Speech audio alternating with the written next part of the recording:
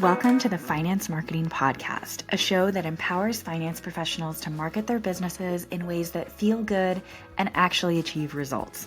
I'm your host, Hillary.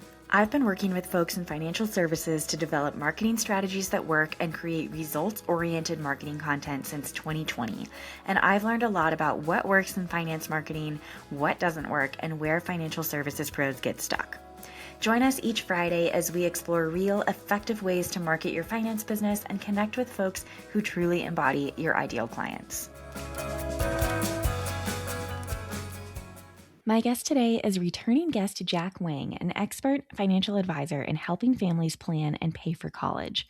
Much of his work is with middle school and high school age students to help them lower the cost of college without breaking the bank. And he's helped hundreds of families and students, including his own 2 children, understand financial aid, student loan options, and payment strategies in the context of overall family finances.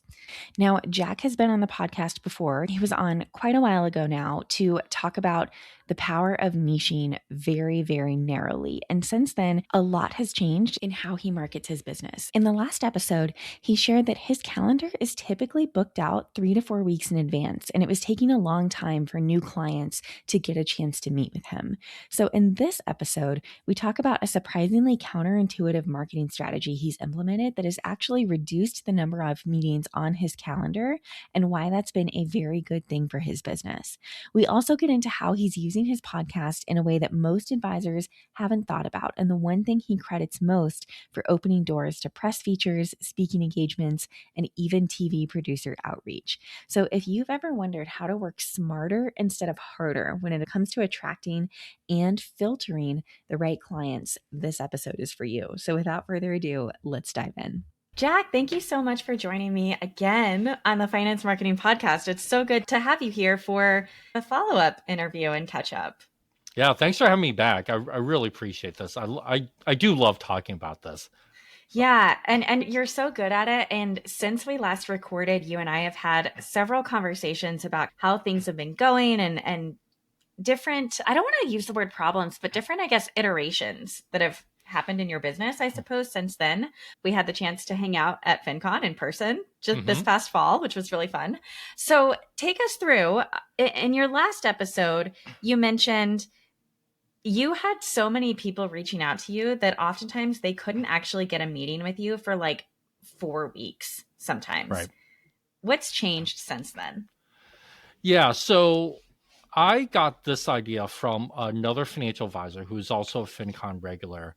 But the basic gist is that I created an intake survey or an intake questionnaire that takes about 20 minutes to fill out. Now, in the marketing sense, I understand that that's an eternity, right? Like you want something, most people would tell you like you want something that's really short.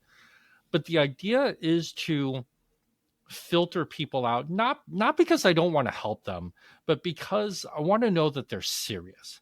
And one of the challenges in designing the questionnaire is because what I'm filtering for is not what a typical advisor filter for, right? Like the average advisor says, "Oh, I work with people who have at least X dollars, 500,000 or $1 million in investables," let's say.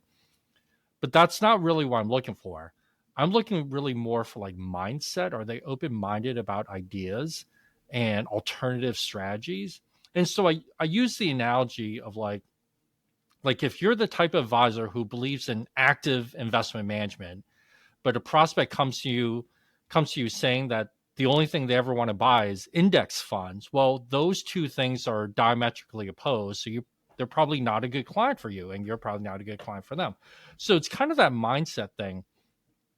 But as part of the filtering out, if they do make it through the questionnaire, then I have a much better sense of who they are and what they're looking for. So that initial meeting is much more productive. Now, I don't close everybody. Not everybody signs up with me, and that's okay. But it becomes a lot more productive. What I also tell people is when they want to meet with me, I push everybody to my content on social media and to my podcast, because I tell people, look, I'm always happy to talk to you and answer questions, but you might get your questions answered by listening to the podcast. And so, in fact, recently I had a woman, she was like, I got to meet with you. I got to meet with you quick. My kid's about to apply. I have all these questions. And so I told her, again, happy to meet with you, but go listen to my podcast. Sure enough, like a couple days later, she emailed back. She said, hey, just coincidentally, she had to drive out to the western part of the state. It was going to take her several hours. So on her drive, she listened to a bunch of my episodes and basically got all of her questions answered. I'm Right. like, perfect, right? Like, and I knew from experience when someone kind of approaches me that way that she probably wasn't going to hire me anyway. So this way, she still got value. I still was able to help her, but I didn't have to take any time other than answering emails. She didn't have to take any time, extra time, because she was driving anyway. So it's worked out. So I talked about how the podcast and the questionnaire, they're both sort of prospect attracting, Hmm. but also prospect filtering mechanisms. And so Yeah. now, whereas before you couldn't get me for like 4 weeks at certain times of the year. Now I'm down to like a week and a half to 2 weeks. But that's also, it was weird because I had to think about why I was so busy Hmm. and really try to filter out like looking back, try to filter out those people who wanted me for information, but were never going to hire me. And so that's where the questionnaire is designed to try and cut those out. Well, a couple of things here. I think you're absolutely right. Any marketing person who sees, oh, you're asking someone to fill out a 20-minute questionnaire before they meet with you, oh my gosh. But you have to think about, what are your goals? You didn't have a leads problem by any means. You Right. had a time problem. You needed to make sure those leads were high quality. So the Right. questionnaire is absolutely genius. The other thing that came to mind as you were talking through this woman who listened to your podcast and got her questions answered, and she reached out to you again to say, hey, thank you so much. I got my questions answered. How many potential referral sources are you opening up for yourself now when they have friends who have kids going through college who have more complex needs? They're going to send them straight to you. Right, exactly. Because when I really looked back at my meetings and really kind of took a step back and really thought about like what did we talk about and what the questions were, I realized that basically prospects would have the same 10 questions over and over again, Mm. right? Which is probably true of a lot of advisors. And so why not take those questions and put them into reusable content, aka the podcast, as well as like I have short videos and other stuff. So that, if they could get the answers to those 10 questions and they still had now like higher level strategy questions, we can spend our time talking about that versus me answering the same 10 questions over and over again. Going through this process, so this is, I don't know how many people even here in Massachusetts remember this. This is a Massachusetts thing, but it brought me back to a memory that I had when I was a kid. There used to be a suit store. I think that's where my parents got me my first suit when I was a kid. The name of the store was Sims, and they used to have a tagline, something like "An educated consumer is our best customer," or something along those Mm. lines, right? And I kind of just, and when I was going through this process, I kept remembering that, even though that store is long gone, right? But I kept thinking like, yeah, I want to educate my prospects as much as possible before they get to me. In which Mm-hmm. case, then my conversations can be much more efficient. And if they're already educated about this stuff, then they're probably more likely to buy if they're still wanting to talk to me. Right. And I think that's a big mindset shift that I've seen a lot of advisors go through, especially over the past 5 years or so when video has really exploded. And it's this notion of, well, what if I give everything away and then they don't need me anymore? But that's Right. actually the wrong mindset to have. Right. No, you're absolutely right. And I had to think about that myself too. And I'm a big follower of Michael Kitces, and on his podcast, he regularly talks about how he gives away like 99% of his knowledge for free, Mm-hmm. right? And and one of the things that I've really had to think about, not only in a business sense, but also in my personal life, is just because someone knows something doesn't mean they will act on it. Right. Like I know stuff, like I know I should go to the gym every day, but I don't. I know I should eat healthier every day, but I don't. So I know these things, but I don't always act on it. And so really, giving away that knowledge, yes, so now prospects know it, but they might not act on it. But as advisors, we help them act on it. So you got to get people at the point where they know it or want to know it, but and are also ready to act on it. Right. Right. Not everybody's there. So if they're ready, if they want to know but don't want to act on it, then fine. Like learn it through the podcast or my other content. I have no problem with that. Right. And in my mind, especially today, that knowledge is available everywhere. If they're not going to get it from you, they're going to get it from ChatGPT. So they might as well get it from you so that they know who they want to go to when they do need that accountability or that more deeper strategy help or whatever it might be. I mean, this is the time to really give away all that knowledge because that knowledge is available anyways. Yeah, you're absolutely right. And so I know for me personally, I know off air before we hit the record button, we were talking about different conferences and stuff. And not I know not every advisor goes to conferences or as many conferences. But in the financial aid world, like I go to the financial aid conference, right? So recently I was at the Massachusetts Association of Financial Aid People. I was at their conference. I've actually spoken there before. And so then you learn like all the really technical details and kind of what the financial aid people and kind of what their world's about and what's concerning to them and what they're seeing. And I use that information to help my clients.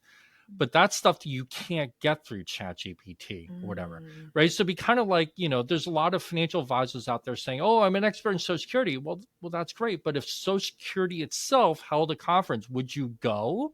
Mm-hmm. Right? And for people who really want to be good at their job, the answer with that would be yes. Well, I want to be really good at my job, so I not to mention, I mean, I have a great time and have lots of friends there, but it gives me a lot more insight than if I didn't go and then just relied on like a chat GPT or something to Right. distill that knowledge for me. Well, so going back to since you've started doing this with the questionnaire and sending people to the podcast, the number of meetings on your calendar has decreased. And I know you and I were talking back in the summer of 2025. I think you had some mindset issues going on there with that too. If I'm not as busy as I used to be, is this a bad thing? And you had to remind yourself, no, this was actually the goal. Can you walk us through that a little bit? Yeah, that was weird. And I will use my best Massachusetts Bostonian. That was wicked weird, right? Like that was a huge mind shift change because especially where I was so busy before, that's what I was used to. And to go from that to having more open space on the calendar felt really odd. It really did. But the positives were that I wasn't nearly stressed. I had more time to do the things I want to do in my personal life. But also I spent more time like I actually had time to like catch up on email and do client work, like the work thing, weird. But also I spent more time creating content and responding to reporter inquiries and getting speaking engagements and stuff like that to help further my message. So it gave me more time. So I was having fewer client or prospect meetings, but it gave me the time to do the other things to continue to build so that I would have even more meetings and right and laying, I kept laying the foundation to have more Mm-hmm. success in the future. So it gave me more time to do that. But I will be honest, in the very beginning, it was very strange. Mm-hmm. It was like, what am I doing wrong? Right, right. I feel like a lot of people would want to know because sometimes I think we measure our level of success or progress by how busy we are, but when what we should be measuring is, well, is revenue staying the same or is revenue going up? Is revenue growing? As this was happening, did you notice dips in revenue or is revenue staying steady? Was it going up? Like what was happening on that side? Yep. So revenue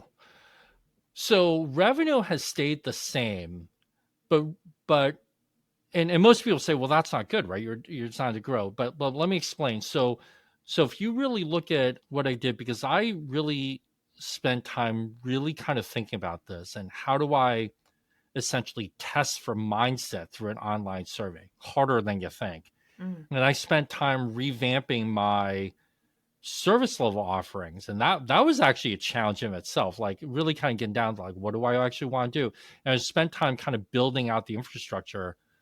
I actually took a fairly sizable chunk of the year to not do any prospecting. Yes, I was generating Mm. content and stuff, but I was getting a lot fewer clients intentionally so I could put some of these pieces into place. So the fact that my revenue has stayed the same really represents growth because I got far fewer clients intentionally to set the stage for future growth. So I got a lot of the pieces in place now. There's still things I want to do, but I'm in a far better sort of operational position than I was 6 to 12 months ago. That Mhm. now I'm sort of turned that spigot back on, if you will, to be able Mhm. to handle the volume that I expect will be coming in. You know, Absolutely. I think that knowing what I know, and I'm going to ask you about this, knowing what I know about where your marketing is going in 2026, I agree that that spigot is going to turn back on.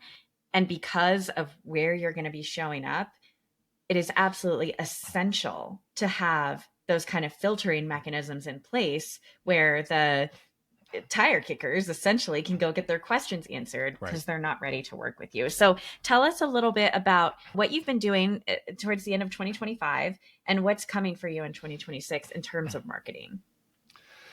Yeah. So in addition to the podcast, my podcast is now launched.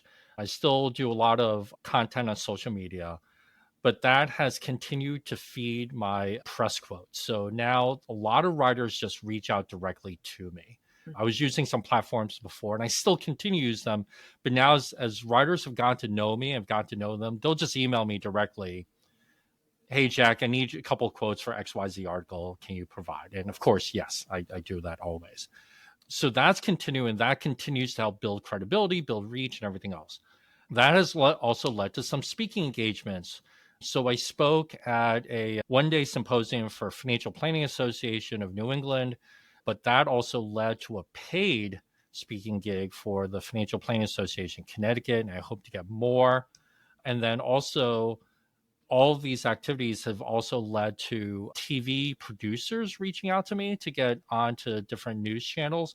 A whole different story about that. But while we were at FinCon, I was telling you off before we hit record, but had the opportunity to be on, I won't name the name, okay? I It had to was be a on a big name. pretty, a big name that all your entire audience would recognize. Had an opportunity to tape a segment for them.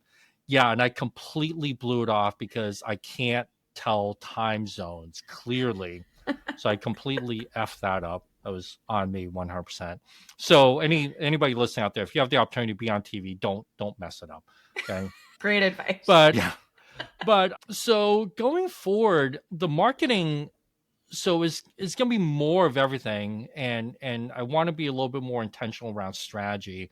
But one of the things that I've done when I talk about sort of building operational processes is building up more of a team behind me, because ultimately what I want to get to is sort of that Michael Kitces model, or like an Ed Slott, if your audience knows Ed Slott being the IRA tax expert.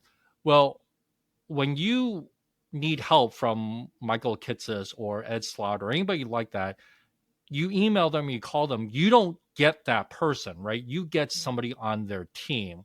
But you always see Michael Kitces or Ed Slott and people like him, or like Dave Ramsey, right? They're the ones in the press, they're the ones on TV, and et cetera, et cetera. They're the ones out there. So that's what I want to spend more of my time doing. And then the people come and pass it to my team behind me, still help them with the technical knowledge. I still enjoy that part, but allow my team to handle more of the day to day client work. And so that ultimately builds my and everybody's capacity to handle more people. So looking to also do more speaking engagements, definitely attend some more conferences that may be relevant, but really just be more of the out front guy, if you Mm. will, Mhm. and hand off more of the back end work. So I think my last question for you, Jack, because I think it's a lot of advisors' dream. We look at people like you. We look at people like Derek Kinney, who's always on television. He's a former top 1% advisor. It seems very like, okay, but how do I break into that world? How do I become the person where the producer is calling me, like a producer just called you, in the past, I think you said today, Yeah, yeah. I right? just had a producer contact me earlier today. Yeah. What would you credit? Like, what is one of the things that you did early on that you think was pivotal in leading you to that moment? I think that the answer to that, in my mind, is pretty simple, and that is having a clearly defined niche. Mm, I think so many people, so many advisors, right? If you ask 100 advisors, 99.9 of them are going to say the same thing, like, oh, I can help you with your retirement and your investments and help you meet your goals and whatever. And so it's hard to differentiate one person from another. And I'm not mhm, saying anything negative about any advisors. A lot of my friends are advisors, but it's hard to differentiate. But if you have a particular angle, like you work solely with this niche, or in my case, a particular technical topic, it becomes a little bit easier because you get to be known as the guy, right? And the more you mhm, get to be known as the guy, as in I know a guy, the easier it becomes to be identified and picked for these type of things. I think what most advisors, when they say, yeah, I tell that to a lot of people, and they say, yeah, I have a niche. I help married couples with their retirement. It's like, That's yeah, everyone. yeah, like that's like I think like my dog does that, right? Like, it's like, you know, it's so I credit that a lot. Now there, you may ask that question of other advisors, they may tell you something else, but for me in particular, it's having that clearly defined niche so that I'm the expert. And what I've just very quickly, I had dinner recently with another advisor friend. He used to do college, he got out of it because he didn't want to be too pigeonholed. And Mm, so now he just does the more general advisor stuff, and he does very well. And as he and I were having dinner the other night, I told him I'm doing the exact opposite. Not only did I niche down, but every day I go further, I lean further and further and further in, even mhm, more so. And I love it, and it's worked really well for me because I love the niche, but I love having the niche, which allows me to have all these other opportunities. mm. Well, Jack, I'll ask you again. I know I asked you this on our last episode, but if people want to learn more about you or get in touch with you, where are the best places for them to do that?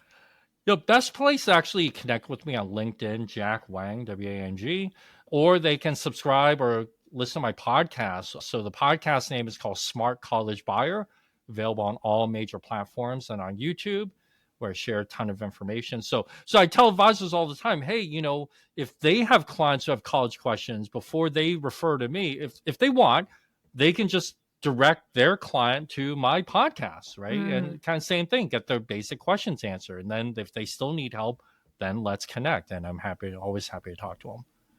I love that. Well, thank you so much, Jack, for coming on and giving us an update on how it's been going and how things have changed.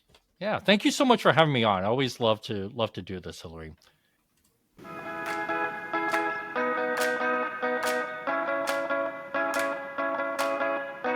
Thank you so much for joining us on this episode of the Finance Marketing Podcast.